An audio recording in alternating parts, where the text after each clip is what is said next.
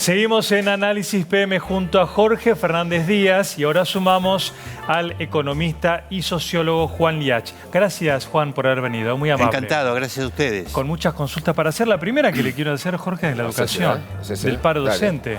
¿Cómo lo vive, cómo lo ve? ¿Por qué sistemáticamente caemos en estos paros en donde no se soluciona y hay un conflicto, una tensión entre gobierno y docentes año tras año? Sí, lo vivo con mucha tristeza, como yo creo que la mayoría o todos, ¿no? El trasfondo de esto es un deterioro de la condición docente que viene hace décadas. No es de ahora. Acordémonos en la época de Alfonsín, Mari Sánchez era el personaje emblemático con las huelgas. Ya ahí estaba empezando, o ya tenía un tiempo, este deterioro de la condición docente. Y la verdad que es una deuda de la democracia argentina el no haber propuesto a los maestros y profesores una nueva carrera jerarquizada, tanto en lo salarial como en el prestigio, porque hay que recobrar el prestigio de esta carrera que lamentablemente lo ha perdido. El camino del paro a mí no me gusta, uno lo puede entender, pero porque hay otra situación y es que los sectores medios o medios bajos o incluso personas que no tienen muchos recursos, no bien pueden, retiran a los chicos de la escuela de gestión estatal y los llevan a una de gestión privada. La razón principal es que hay más días de clase, hay mayor organización, no hay una razón confesional, ideológica, como pudo haberlo en otros tiempos, o por lo menos no es la principal. Entonces, los paros que afectan más a la gestión estatal, por lo tanto afectan más a los sectores de menores ingresos y eso hace que yo creo que debería usarse otras herramientas, ¿no? Juan, durante muchos años yo siempre te llamé para preguntarte, sobre todo por el equilibrio, no solo por tu conocimiento de la economía y tu buena fe, sino por el equilibrio que siempre mantuviste en tu mirada sobre la economía. Tanto cuando yo creía que era tremendamente catastrófica durante la era kirchnerista, y en algún momento lo fue, por supuesto, sobre todo en la época cristinista, como en otros momentos. Yo te pregunto, ¿qué es lo que está pasando con la economía? Porque hay una sensación de que la gestión económica no funciona. ¿No funciona? ¿Cuánto de herencia tiene esto? ¿Cuánto de otros factores? Yo creo que el factor herencia explica no menos de un 60% de lo que está pasando y un 30% lo explica el marco global. En la herencia, te digo alguna cosa, que esto no es ideológico, es fáctico, pero como vivimos en un mundo de posverdad, como escribió Nuna en La Nación la vez pasada, no importa. Argentina, su nivel de vida está más o menos en el puesto 56 en el mundo. Antes estábamos 40 y antes 20, ahora estamos 56. Pero si uno toma los últimos 5 años, las condiciones para invertir, la inversión, el crecimiento, la inflación, estamos en el puesto 156, o sea, de 180 países. O sea, ya estamos en la 6ª división, por usar alguna figura deportiva. Y esto, evidentemente, es un peso enorme y que además se da en un marco mundial donde el mundo todavía no terminaba de salir de la crisis del 2008. Brasil está en la peor recesión desde 1947, o sea, hace 70 años, y bueno, y los commodities valen 30 o 40% menos que en la época buena del kirchnerismo. Eso es un condicionamiento muy pesado. Es decir, 60 de la herencia, 30 del efecto internacional.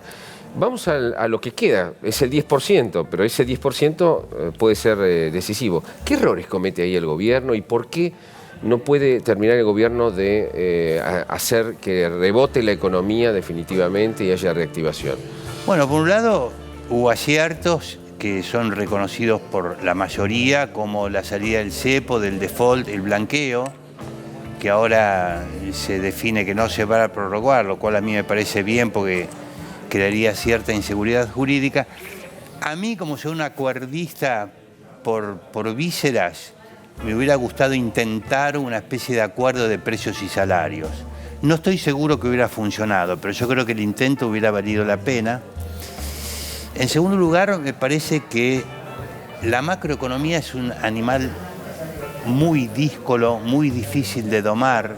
Nadie tiene el ajuste. Vos ves que los pronósticos muchas veces fallan, nos cargan la factura y dicen, mirá cómo se equivocaron. Sí, la verdad que hay mucho margen de error. La crisis del 2008 casi nadie la cantó y casi derrumba a todo el mundo capitalista.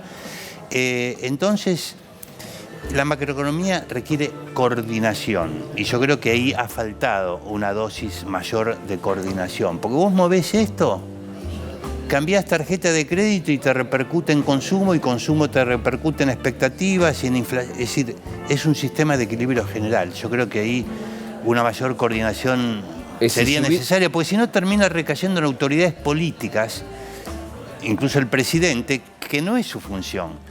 Hay el temor al superministro. Yo no estoy abogando por un superministro, pero sí por un ministro coordinador del área de economía, una especie de primus inter pares, primero entre los pares, ¿no es cierto?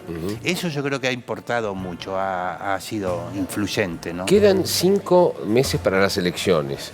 ¿Hay posibilidad? 5, sí, 5 Para las primarias, sí, claro. para las primarias por lo menos, Sí, ¿no? pero ya decirlo así impresiona. Impresiona, sí. ¿no? La pregunta es, ¿cómo te parece que se va a desempeñar la economía de acá a 5 meses? A ver, la bola no la traje. Bueno, no, yo creo que el año 2017 claramente va a ser mejor que el 2016, va a haber menos inflación. Yo creo que hay chances de que sea menos de 20% y la verdad que el cambio hasta cultural, diría, de instalarte de una inflación que sea 19 o 18 o 17, como tiene planeado el Banco Central, es un cambio sustancial, no es simplemente un cambio, porque ya entras en otra lógica, ya la conversación de las paritarias, todo eso se puede, o los ajustes de precios, tarifas, se puede manejar mucho mejor. Y el nivel de actividad, fíjate, Jorge, que yo rara vez he visto en mi ya larga vida tanto acuerdo en la profesión nuestra en cuanto al pronóstico para este año. En general está centrado en 3 y pico. Y yo creo que hay elementos, porque está empujando el agro, está empujando la energía, la minería. La obra pública yo creo que se aprendió a usar la botonera, o sea que este año va a funcionar claramente mejor, está funcionando mejor que el año pasado. A esto se le agregan los planes de vivienda, no solamente el Procrear, sino esta línea de créditos a 30 años, con esta unidad de ajuste, ¿no? Que es lo que tiene Chile. Es lo que tiene Chile, que ha permitido un boom de construcción en Chile. Chile lo tiene hace como 30 años o más, ¿no es cierto?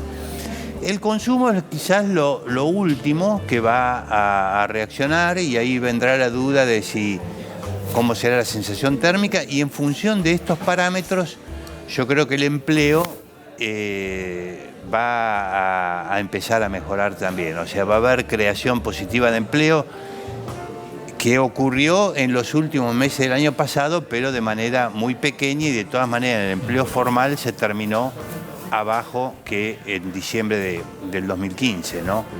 Yo creo que empleo y mismo el indicador de pobreza puede llegar a bajar, no de manera espectacular, porque ahí sí que ayuda mucho la menor inflación, ¿no? Pero no tenemos que empezar a cambiar, Juan, esta obsesión por bajar la inflación, que por supuesto queremos todos, pero el tema es ganarle a la inflación con poder adquisitivo, porque si el gobierno se va con una inflación de 3, fantástico, pero si siempre se está abajo de lo que se puede comprar y no alcanza... Los salarios y el los salario, ingresos. digamos. Esa es la relación que a lo mejor habría que buscar, que baje, pero que suba el salario o el poder adquisitivo, digamos, porque si no, ¿cuál es el mérito? Ahora te digo que los salarios reales en el mundo tienen una tendencia a largo plazo positiva, pero aumentan mucho también por el aumento de la productividad. Con el nivel de inversión que vos tenés en la Argentina hoy día, es muy difícil que aumente la productividad del factor trabajo.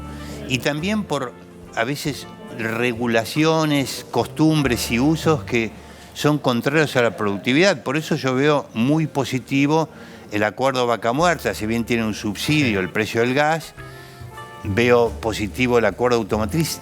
Esto que yo llamo la productividad inclusiva, o sea, que no se base en rajar gente, sino, muchachos, manos a la obra, conversemos a ver cómo podemos aumentar la productividad para beneficio del conjunto. Y bueno, respecto del año pasado, algunos sectores han ganado, otros no tanto. Este año va a ayudar, me parece que se va a ejecutar un poco más rápido también el plan de reparación histórica, o sea, los pagos de los juicios de los jubilados. Pero, mira, cuando uno ve los dos momentos de la historia en que al peronismo le tocó administrar sus propias crisis, son tan viejos que me van a cargar por edad, pero bueno, es así, porque la de Menem no la cuento porque fue después de Alfonsín y le pueden echar la culpa exagerada, seguramente a Alfonsín, y la de Duhalde le puede echar la culpa también exagerada a De la Rúa. El peronismo en el 52 con Perón y en el 75 ya con Isabel tuvo situación análoga a la que recibe Macri, pero generada por el propio peronismo. En el 52, Perón opta más bien por gradualismo, o sea, en ese sentido se parecería a lo de Macri. Pero ¿sabés qué pasó con el salario real? Bajó más del 30% el salario real. Y Perón hizo firmar convenios colectivos válidos por 2 años. Es lamentable para la madurez del debate político en la Argentina que el peronismo no reconozca esta realidad. Si el 75 Rodrigo viene con el hacha, shock, para hacerle pensar a los que piden un shock, creyendo que mete devaluación, tarifas, pero muchísimo más que ahora, creyendo que los sindicatos, viste, no sé, vivían en otro país, me parece Rodrigo, obviamente los sindicatos reaccionaron y empezaron a firmar convenios por el 120, 130, 140%. Eso nos costó 11 años siguientes de inflación por arriba del 100% anual, del 200%. Entonces, yo creo que es bueno entender, y por eso yo digo 60% herencia, 30% mundo, porque el margen de maniobra que vos tenés ante esas circunstancias, y pongo estos dos ejemplos de un gobierno que claramente no quería hacer eso, pero que se vio obligado a hacerlo, una vez un poco mejor, aunque muy costosa, que fue la de Perón, pero fue más gradual y logró bajar la inflación significativamente de 40 a 5 o 6%, ¿cierto? Con control de precios, etcétera. Y la otra que fue un verdadero desastre, que fue la de Rodrigo. Claro, no, la pregunta es si en el conurbano bonaerense, vos sabés que el 40, cerca del 40, no sé qué datos tenés vos, por ciento de la mano de obra es en negro, ¿no? Creo que está cerca del 40 o 45%. Claro.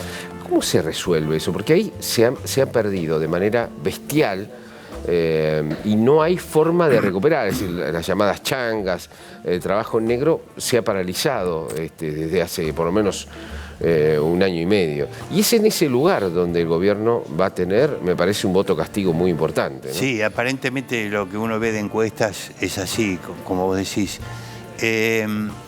Quizás, lo digo condicional, pero habría que pensar también en un blanqueo laboral, alguna instancia que permita a un precio que sea accesible un blanqueo laboral. Es muy importante lo que el gobierno se está proponiendo de una reforma impositiva, pero fíjate que el gobierno dice la voy a hacer para 2018. ¿Por qué? Y eso es para reflexionar el conjunto de la clase política. Como estamos en año electoral, preso. No se puede porque ningún partido quiere hacer algo que pueda ser considerado antipopular, sinceramente. Entonces, eso no me parece un signo de madurez política. Lo que podría hacerse es para la nueva inversión, y entonces atacar más a fondo el tema del empleo, porque puede ser una inversión de la pyme, entre paréntesis el régimen nuevo de pymes es interesante y es bueno, hacer desgravaciones de impuestos terribles como es, por ejemplo, créditos y débitos bancarios, que es un desastre de impuestos, ver si con las provincias se puede conseguir que también rebajen ingresos brutos. O sea, yo creo que habría que intentar algunos caminos para empujar todo esto. Muy bien. Fantástico. Un placer, Juan, haberte tenido. El mío. Un placer. Muchas gracias. Muchas gracias. Gracias, Jorge. Hasta la próxima. Hasta la próxima. Ya viene Terapia de Noticias. Sigan en La Nación Más.